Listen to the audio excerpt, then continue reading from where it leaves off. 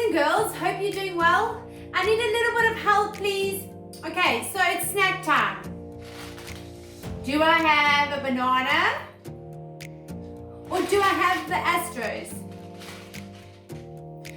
I don't know what to choose. I know this is good for me, but sure, I'm tempted to have these Astros. What do you think? Should we go with the Astros? Very, very tempting. Wonder what that word tempting means. What does temptation mean? Do you know what the word temptation means? It's quite a big word, and our Bible story is going to be about that today. So you know what I think? Before I decide what I'm going to have for my snack, let's ask Uncle David to help us understand that word temptation before we dive into our Bible story. Hello kids, I'm on my slide about to have some fun, but I just wanted to take a moment to tell you a little about what is temptation.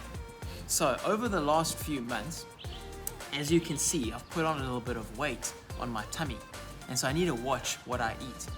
So temptation is like these beautiful biscuits sitting on the kitchen counter, and I just want to eat all of them.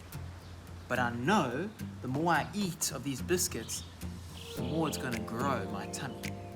And so that is temptation. It's looking at things that are bad for us and thinking, I really want to eat it, but I know it's going to not be good for me.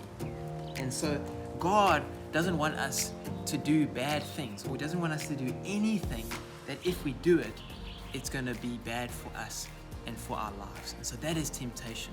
And so we're going to now watch a little video of a cat that is being very tempted.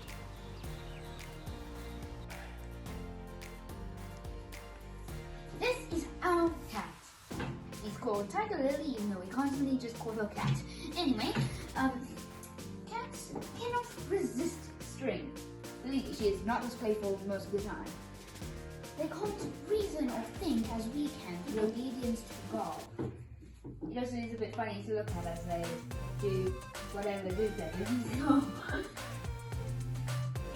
Please, let me have a turn, let me have a turn! Honey, let me have a turn! Oh, hee, ooh, ha, hee, ooh, ha, hee, ha. This is the only Wow, okay, so that's a really good illustration about being tempted and temptation. So then, I'm being tempted to eat the wrong thing, but I should eat the banana. Okay, so now we understand the word temptation. Okay, so let's have a look at then how this impacts our Bible story today. Okay, so last week we looked at Jesus being baptized, and we learned that the reason He got baptized was to set an example for us and show us that we should be baptized, although Jesus had never sinned. Okay, so that's what we did last week. Now if we go all the way to the beginning of time, we see that Satan wanted to take over the world, round one. And his whole aim was to ruin God's plan for our lives. And so he tempted Adam and Eve to eat the fruit of the tree of knowledge of good and evil. And he succeeded. They fell into temptation and they ate the fruit. Okay, so he got that one. Now we jump forward to the New Testament, and Satan's going to try round two with Jesus. He's going to try and lead Jesus into temptation because he wants Jesus to stray away from God's plan. So he's going to try and get Jesus disqualified, and the way in which he's going to do that is to tempt him. Like Uncle David explained to us what temptation is, he's going to try and get Jesus to sin. Okay? And as we saw that little cat playing with a ball of wool, it's very difficult to not be tempted to do something wrong that looks so much fun. So, when we look into our story today, we're going to see that what Satan did is he led Jesus into the wilderness, into an area where there was nothing and nobody who could help Jesus. So he had Jesus on his own. And he's going to do 3 things to Jesus to try and get him to do something wrong. Let's go and listen to our Bible story. And what did Satan do to tempt Jesus? The devil said to Jesus, "If you are God's son, turn these stones into bread."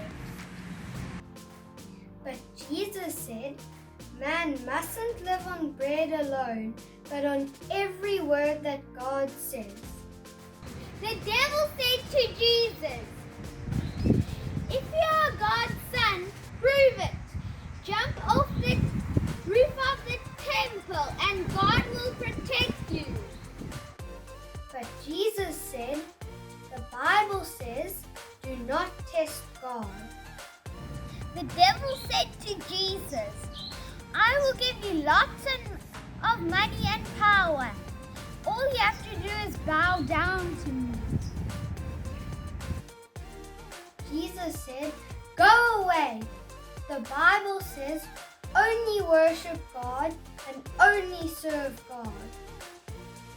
Okay, so that's crazy, hey? So basically, Jesus turned down Satan 3 times. The first time, he showed Satan that he trusted God for bread, but also for his needs. So he said no to temptation and he didn't sin. The second time, Jesus knew that Satan was trying to trick him.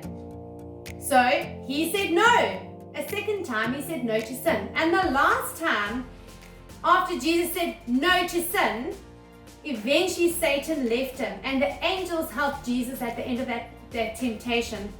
So after those 3 difficult situations, Jesus still did not sin. He never gave in to temptation because he actually had God helping him on his team.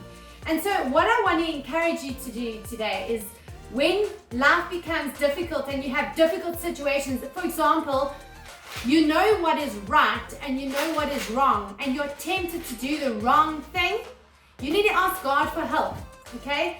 But in the way we deal with that temptation is we need more of Jesus in our life.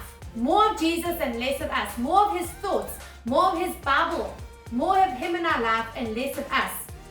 And so, but what I do want to say is when we make a mistake and we do give into temptation and we sin, we need to ask God for forgiveness. We need help to rectify that mistake.